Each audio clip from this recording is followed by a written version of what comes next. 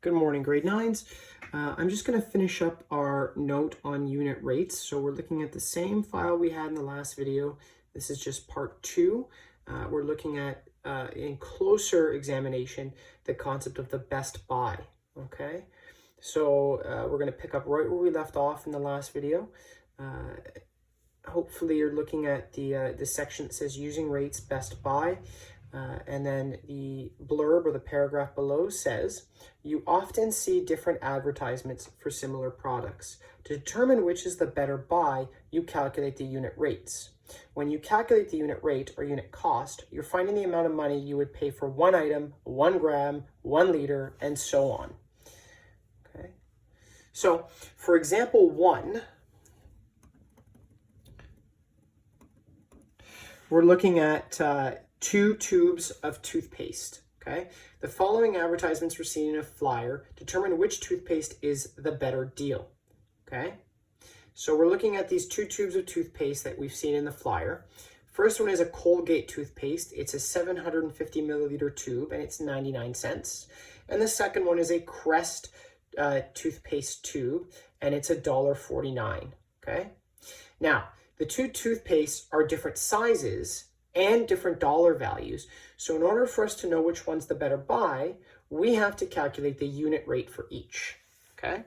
So we'll start by doing the Colgate, okay? Now the Colgate is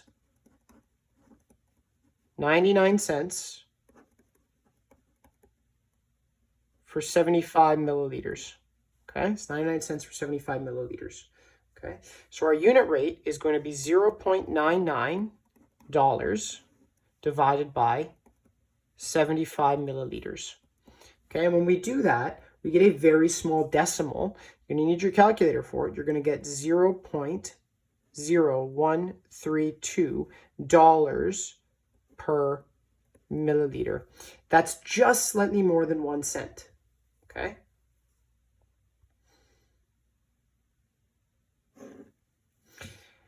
Then we're going to do Crest, okay? The Crest toothpaste, and that's $1.49 for 125 milliliters, okay? So $1.49 for 125 milliliters, that means we're going to do $1.49 divided by 125 milliliters, okay? And that should give us, again, another very small decimal, 0.01192 per milliliter, okay?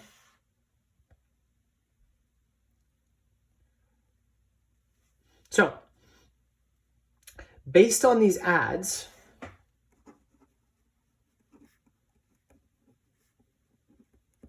what's the better buy? Well, Crest is the better buy, okay? It is a lower price for 1 milliliter, okay? Now, we expressed our units in dollars per milliliter, but those numbers are very, very, very, very, very tiny. So I might want to write this in cents per milliliters, in which case I just multiply by 100. So this will be 1.32 cents per milliliter, okay? And this one here is going to be multiplied by 100, 1.192 cents per milliliter, okay? But we can clearly see which is the cheaper one per unit, and that's Crest, okay?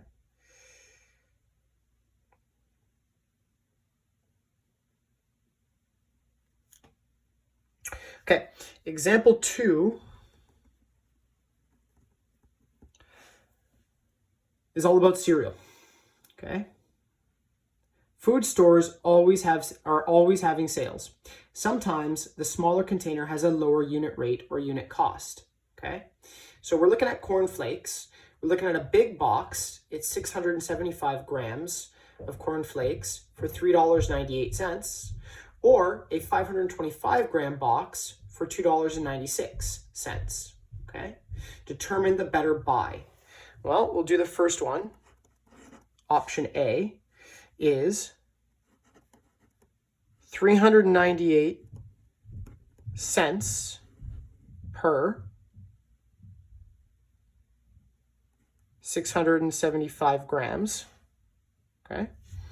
And when we do that, what we should get in our calculator is divided by 675 equals 0. We're going to have to round here. 58, but I don't want to round too much because I want as many decimals as possible to compare. 0.5896 cents per gram. Now option B is going to be the $2.96 box. So that's 296 cents divided by 525 grams. And we type that into our calculator. Again, we're going to get a decimal for this one too. It's going to be a significant decimal. 296 divided by 525 equals 0.5638. 0.5638 cents per gram. Okay. Now in this case, which is the better buy? Therefore, the smaller box is the better buy. Okay? So, that's it. That's just a very short addendum to the last lesson that we did. On this note, there should be a series of seat work questions that I'd like you to work on your own time to get lots and lots and lots of practice, as much practice as possible. And in addition to that seat work, there is a little bit of unit rate homework. There's a separate document that I would also like you to work on. Practice does, in fact, make perfect. So it'd be a very, very, very, very good idea for you to work on as many of these practice problems as possible. And I provided those on the LMS. You should see them in the appropriate folder in Unit 4. Okay? That would be our last lesson for this particular unit. So I will be posting a review shortly, and hopefully with some solutions to that review as well. But until that time, please stay safe and healthy. Have a good day. Bye-bye.